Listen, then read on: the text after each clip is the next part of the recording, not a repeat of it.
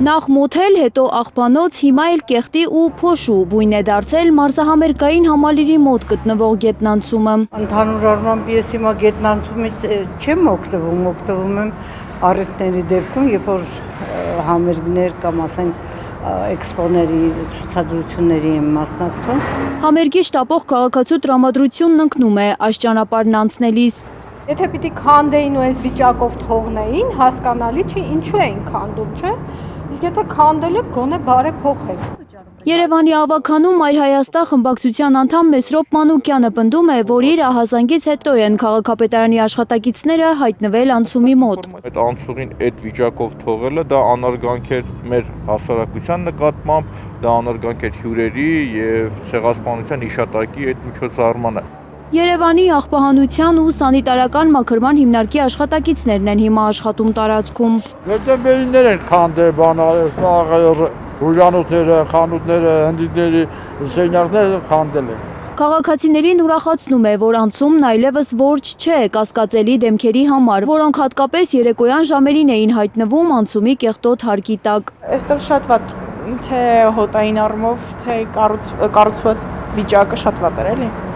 Ինձ համար կողմ եմ, որ սենց վերանորոգվի։ Մի քիչ մաքուր լինի ավելի լավ։ Գետնանցումը տեսել ենք նախնական ինչպիսին էր, ուրախ ենք, որ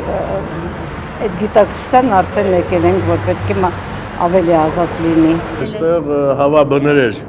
լավաքանդել են։ Բարեկարգումը, որ սկսվել է, լավ է, բայց դրա վերջը չեն տեսնում քաղաքացիները, թեև մոտենում է ապրիլի 24-ը եւ հազարավոր մարդիկ հենց այստեղով են անցնելու Ծիծեռնակաբերդի հուշահամալիր գնալու համար։ Եթե կարողանան հասցնեն այս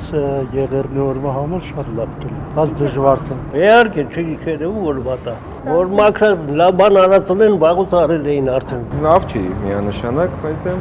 առաջի անգամ տենում ես վիճակը, նորմալ չեմ նայում բարձր։ Երևանի ավագանու անդամ Մեսրոպ Մանուկյանը դիտավորություն է համարում տարիներով անտեսված անցումը հենց ապրիլի 24-ին ընդառաջ նորոգելու որոշումը։ Տպավորություն էր, որ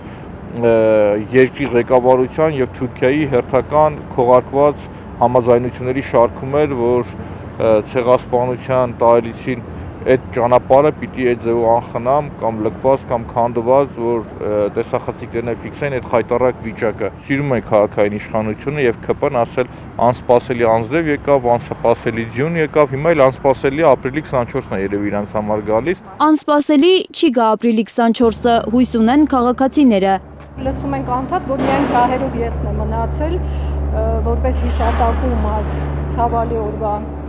Քաղաքային իշխանությունը պարտավոր էր մի օր առաջ դա գնալ անել։ Երևանի գետնանցումներից շատերն են նույն վիճակում, օրինակ Սուրբ Սարգիս եկեղեցու մոտ գտնվողը։ Ցանկացած ոլորտում այս վիճակն է, ցավալի իրոք, այսպես էլ ապրում ենք։ Աննա Գյուլնազարյան, Միլենա Պողոսյան, Հայլուրի համար։